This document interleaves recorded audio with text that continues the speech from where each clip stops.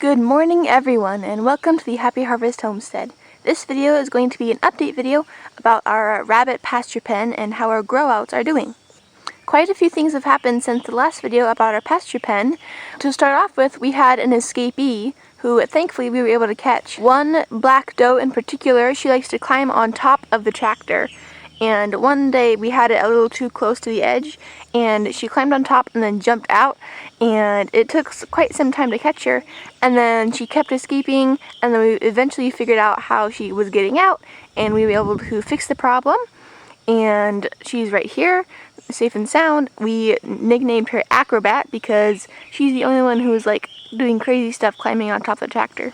So if you are having a pasture pen like this, make sure that whatever you have is completely in the middle so they can't use anything as a step stool to get out of the pen, is what we learned the hard way. We also had a little patch of the cattle panel that didn't have wire all the way up. Most of the cattle panels have wire all the way up, but we ran out of wire, so we had to have some 3 feet tall, and there was a little patch where we had only like 2 feet tall or 2.5 feet, but she was able to jump through that and then easily jump through the big spaces in the cattle panel. So 3 feet works, 4 feet is better of rabbit-proof wire to block them from jumping out.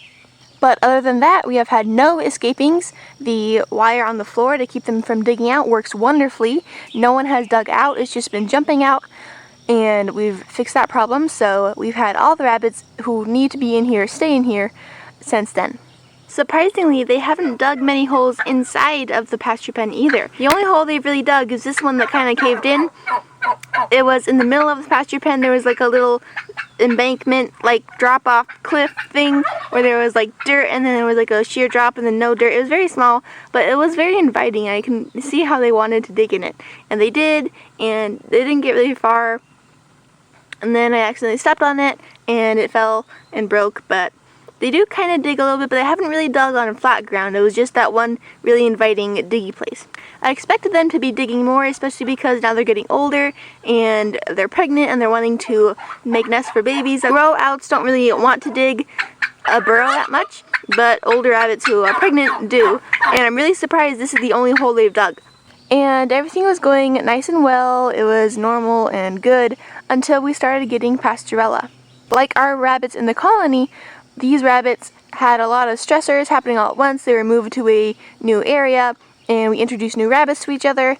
They were used to the no grain diet and just eating grass, but it was still a lot of stressors, and then we had that really weird cold snap all of a sudden, and then it was spring and the pollen was being a lot, so all those factors may have attributed to the Pasturella, just like the colony rabbits got. So our numbers are drastically decreased from what they were.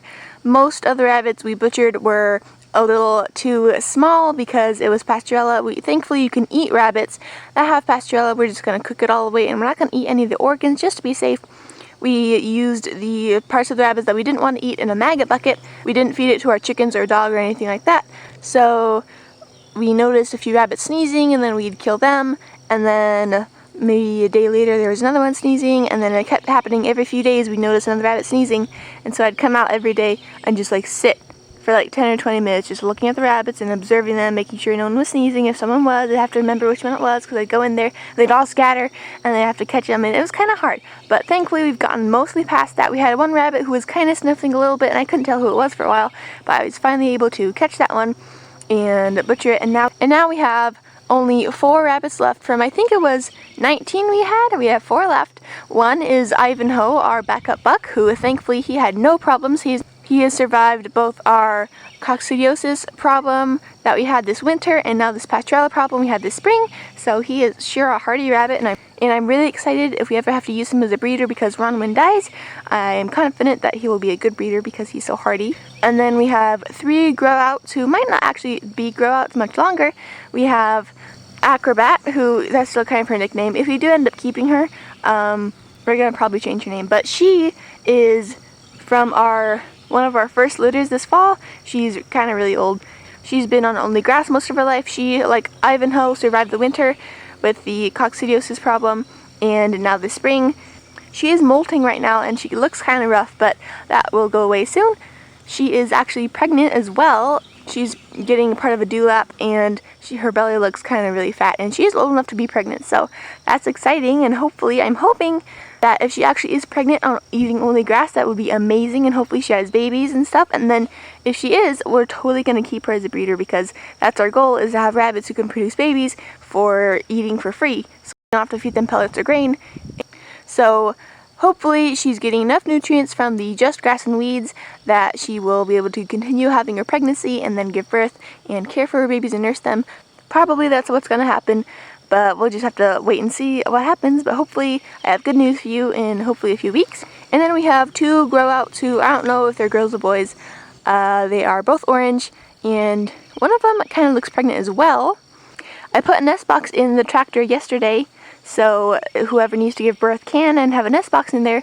And Acrobat went in there right away and was kind of making a hole in it, like a little space for babies.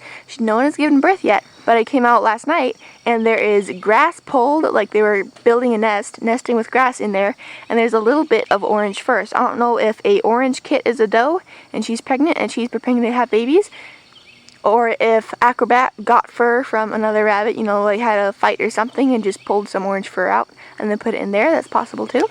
But we'll have to see. So we could have two pregnant mamas, and one of the orange kits does look kind of fat, which probably isn't from the grass because it's not a very high protein or high fat diet. It's highly possible that we're not going to have babies for quite a while yet, because while many rabbits do only nest right before they give birth, there are plenty of rabbits who nest way ahead of time, and also it could be a false pregnancy, but most likely it is a real thing, and we're going to have babies. I have no idea when, so we'll just have to wait and see for that.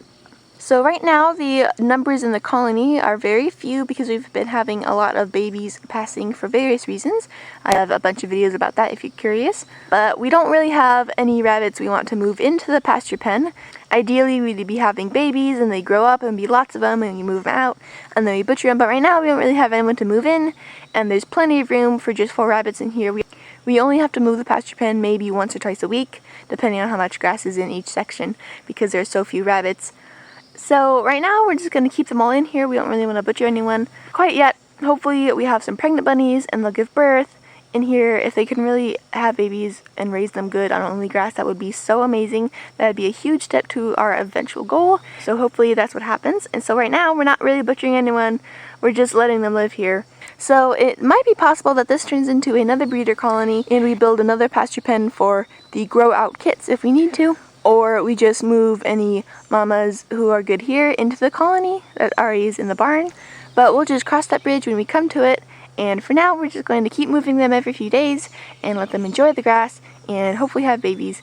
And hopefully everything continues to go great as it is so far. So I think that covers everything that's happened in the pasture pen. Thank you guys for watching, and I'll see you in the next video. Bye!